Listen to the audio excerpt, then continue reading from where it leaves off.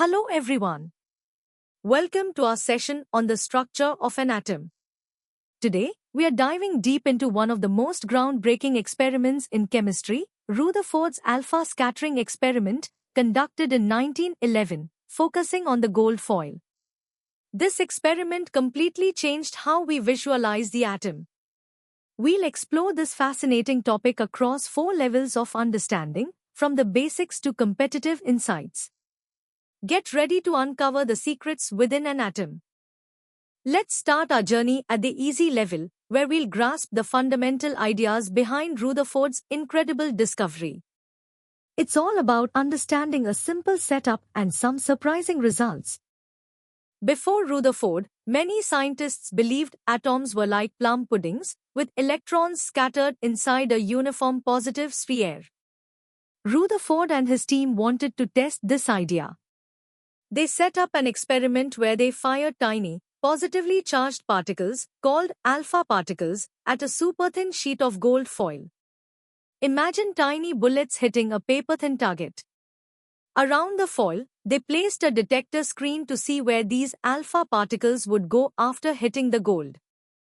The results were very surprising.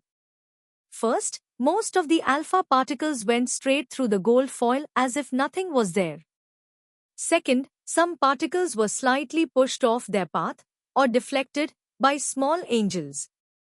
And third, and most astonishingly, a very tiny number of particles, about 1 in 12,000, actually bounced back almost completely. This led Rutherford to conclude that atoms are mostly empty space but have a tiny, dense, positively charged center, which he called the nucleus. The electrons, being very light, must revolve around this nucleus. Now, let's quickly test your understanding with a few questions. Make sure you remember the key observations and conclusions from Rutherford's experiment. What were the 3 main observations? Why did most alpha particles pass straight through?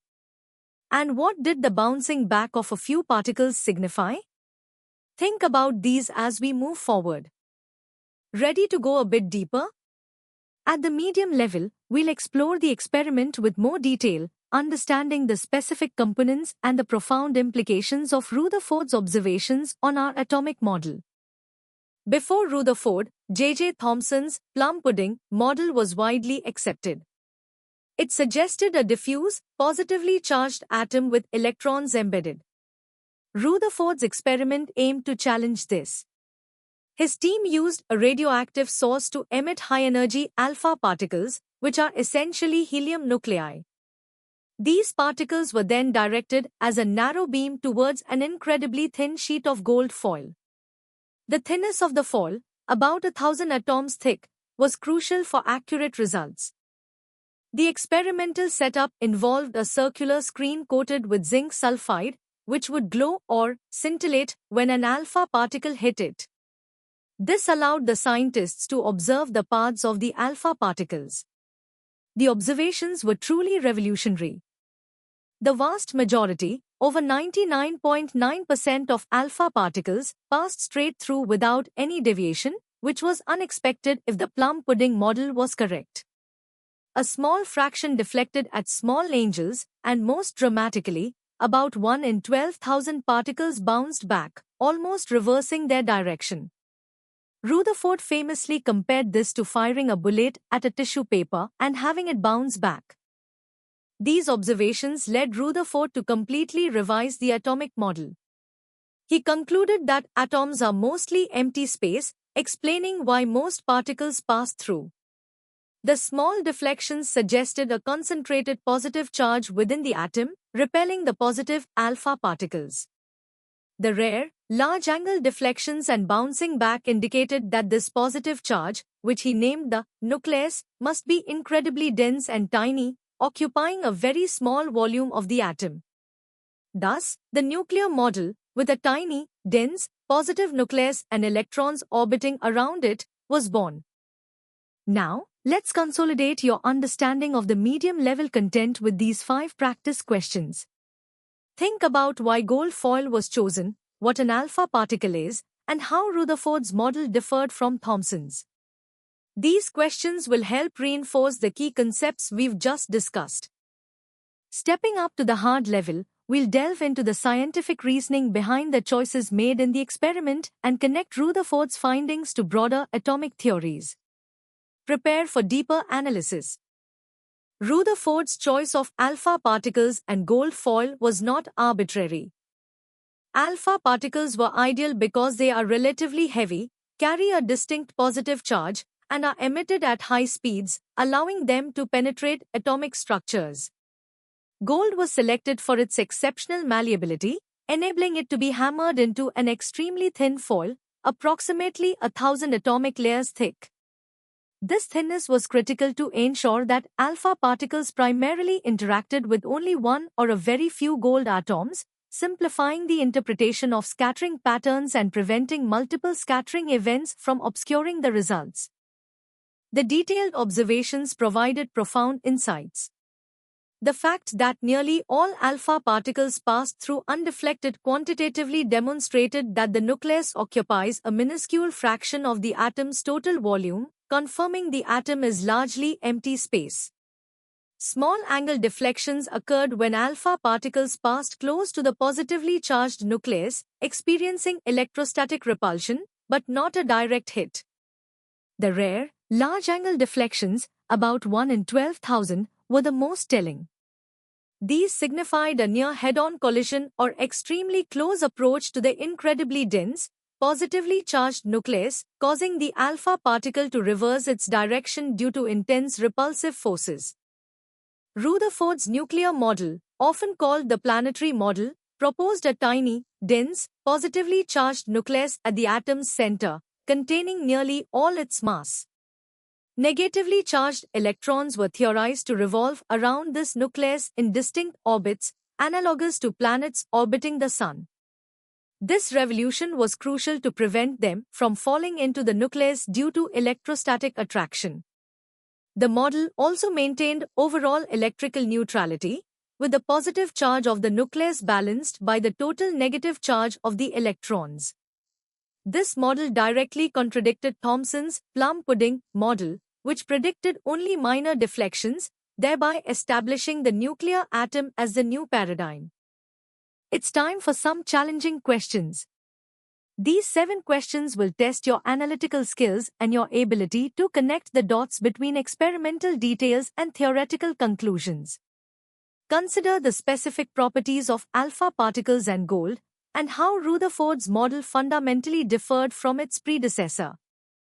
Welcome to the hardest level. Here, we'll explore the advanced physics behind the experiment, its limitations, and its far-reaching impact on modern science. Get ready for competitive depth and engineering insights. The scattering observed in Rutherford's experiment is fundamentally governed by Coulomb's law of electrostatic repulsion. Alpha particles, with their +2e charge, experience a repulsive force from the nucleus, which carries a positive charge of +a. This force is inversely proportional to the square of the distance between them. The large scattering angles indicated that this repulsive force becomes incredibly strong at very close distances, confirming a highly concentrated positive charge. The trajectory of an alpha particle is determined by its impact parameter, the perpendicular distance from the nucleus to the alpha particle's initial path. A smaller impact parameter leads to a larger scattering angle, providing a quantitative framework for interpreting the experimental results. Rutherford's quantitative analysis of the scattering data allowed him to estimate the size of the nucleus. His calculations revealed that the nucleus's radius was astonishingly small, about 10-15 meters, while the entire atom was about 10-10 meters. This meant the nucleus was 100,000 times smaller than the atom, explaining why most alpha particles simply passed through the vast empty space. However, Rutherford's model, rooted in classical physics, faced significant limitations. It couldn't explain the atom's stability, as orbiting electrons should continuously radiate energy and spiral into the nucleus. Nor could it account for the discrete line spectra emitted by excited atoms, predicting a continuous spectrum instead. These fundamental issues highlighted the need for a new theoretical framework, which eventually led to quantum mechanics. The experimental setup itself presented significant engineering challenges. Maintaining a high vacuum was crucial to prevent alpha particles from scattering off air molecules, which would introduce unwanted noise into the data. The precise, uniform thinness of the gold foil was paramount. Any variations could lead to misleading results. Furthermore, the detection of individual alpha particles relied on a zinc sulfide scintillator screen, where each hit produced a faint flash of light. This required painstaking observation by human eyes, often in complete darkness for extended periods to ensure eye adaptation. This demanding methodology underscores the rigor and dedication of Rutherford's team in collecting accurate data, which was vital for such a revolutionary discovery. Rutherford's alpha scattering experiment had a profound and lasting legacy. It unequivocally established the nuclear model, dismantling the plum pudding theory and setting a new direction for atomic physics. Its limitations, particularly regarding atomic stability and spectra, directly paved the way for Niels Bohr's quantized atomic model, which incorporated quantum principles to address these inconsistencies. The experiment also laid the foundation for the subsequent discoveries of the proton by Rutherford himself and the neutron by his student James Chadwick, completing our understanding of the nucleus's fundamental components. In essence, this single experiment initiated the entire field of nuclear physics, leading to advancements in understanding radioactivity, nuclear reactions, and ultimately, the harnessing of nuclear energy. Now, for the first set of competitive-level questions, testing your deep understanding of Rutherford's experiment. Think critically about the underlying physics, the experimental design choices, and the initial implications of the results. These questions require more than just recall, they demand analytical thought and a comprehensive grasp of the topic. Take your time to consider each aspect carefully. Here are the remaining 5 questions for the hardest level. These questions challenge you to think about the broader scientific context, the limitations of the model, and its historical significance. Reflect on how this experiment influenced subsequent scientific discoveries and the development of new theories. Your ability to connect these dots will demonstrate a truly advanced understanding. And that brings us to the end of our deep dive into Rutherford's alpha scattering experiment. I hope you've enjoyed exploring this pivotal moment in science, from the basic observations to its profound impact on atomic theory and beyond. Remember, understanding these foundational experiments is key to mastering chemistry. For more such engaging and in-depth educational content, make sure to visit synapse.omaps.in. Don't forget to like this video, share it with your friends, and subscribe to our channel for more exciting lessons. Keep learning, keep exploring.